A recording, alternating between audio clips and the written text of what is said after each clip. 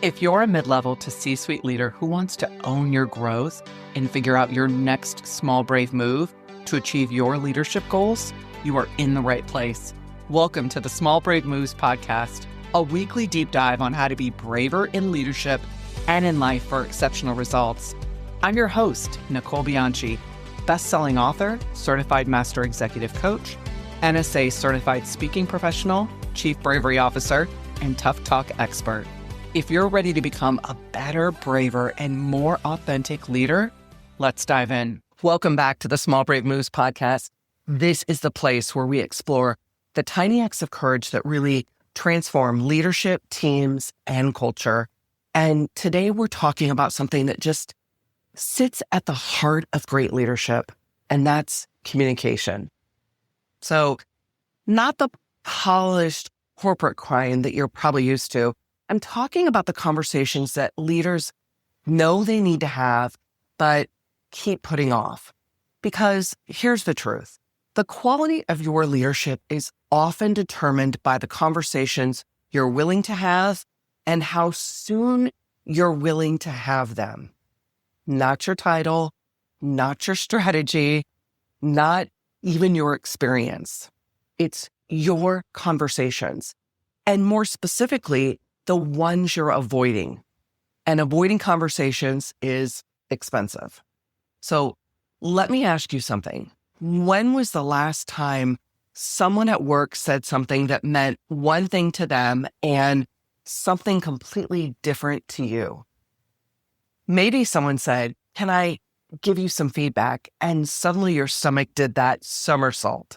Or someone said, "Let's table that."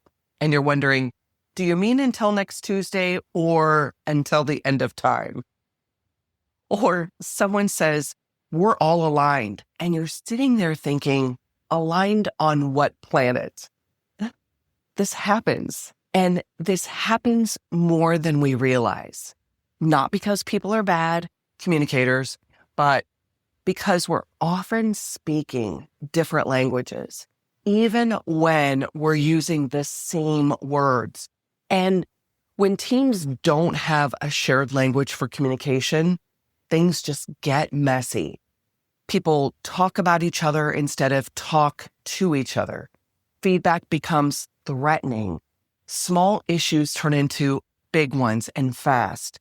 And people start walking on eggshells, and leaders assume alignment that doesn't actually exist. So what's interesting is, before we go further, I want you to pause for just a second and think about your work right now. Is there a conversation you know you should be having, but you just keep pushing it off? Maybe it's with a team member. Maybe it's with your boss. Maybe it's with a peer. Or maybe it's with yourself. Most leaders don't avoid these conversations because they don't care. They avoid them because they're human.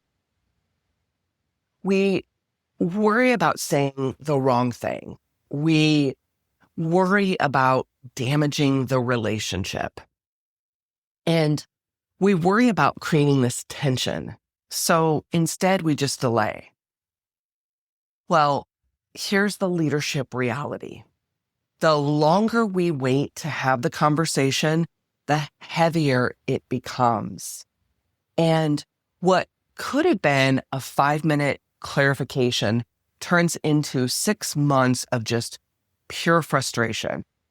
A small misalignment becomes a cultural problem. A coaching moment becomes a performance issue.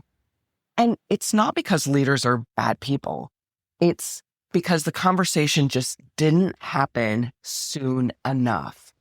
So over the years, both when I was leading transformation work inside Fortune 300 companies, and now as an executive coach and keynote speaker, I started noticing a pattern.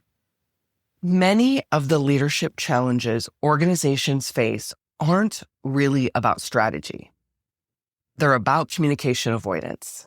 Almost every leadership challenge I was brought in to help with could have been traced back to one thing: And that's a conversation that should have happened earlier. Let me give you a quick example of what I'm talking about. So a few years ago, I was working with a leadership team inside of a large organization. On the surface, well, everything looked fine. But the meetings that they were having were tense, decisions were slow, people were polite but guarded. And after a few conversations, I discovered something really interesting. Two senior leaders on the team had been quietly frustrated with each other for months. Think about that, for months. And not because of anything dramatic, just small misunderstandings that were never addressed. Each assumed the other should know. Each vented privately, but neither had actually said anything directly. So we finally had the conversation in the room together. 20 minutes, and that's all it took. The tension dissolved, the room relaxed, and one of them said something I'll never forget. I wish we had just talked about this 6 months ago. And that's the cost of avoided conversations, which is why I created a framework called the 5 Tough Talks. It helps leaders understand the 5 types of brave conversations they must master to build aligned and high-performing teams. Think of it as a map for the conversations that matter most, because brave leadership is not about avoiding tension. It's about navigating it skillfully. So let's walk through the 5. The first tough talk is called How We Work. The how we work conversation is the conversation that most teams skip over. And it's the one that would actually prevent half their problems. And this is where leaders and teams align on the rules, routines, and rhythms of how they need to operate together. How should they communicate? How should they make decisions? How do they want to handle feedback or conflict? And what does accountability actually look like within our team or within each other? Without this conversation, teams are left guessing. Everyone's working hard, but often in slightly different directions. And sometimes organizations bring me in thinking, well, they need motivation. And what they actually need is alignment, because when a team finally sits down and says, let's talk about how we want to work together, it can actually reset the entire culture of the group. The second tough talk is the ask.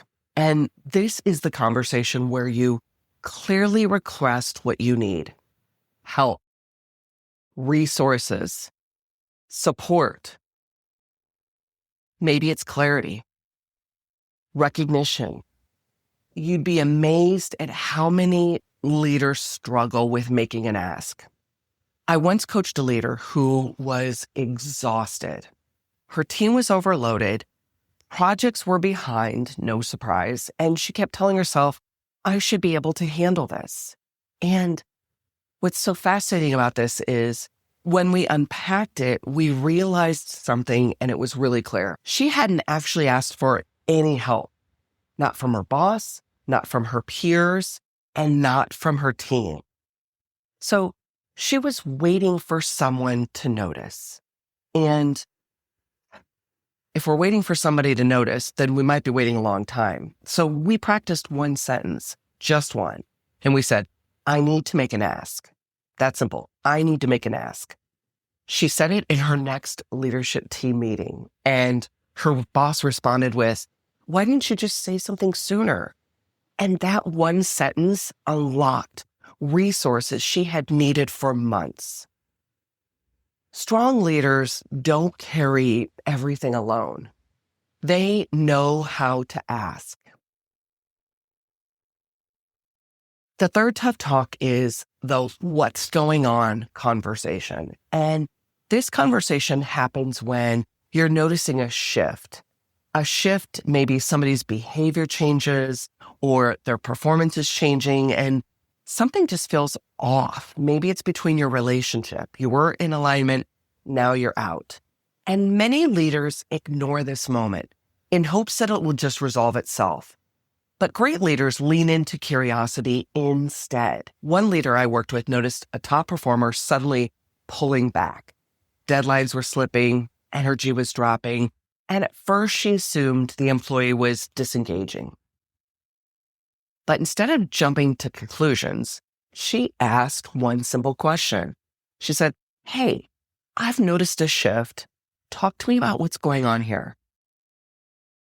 The employee paused and said, "My dad was just diagnosed with cancer." Now think about that for a moment. The leader had assumed it was performance. And the reality was it was a personal crisis.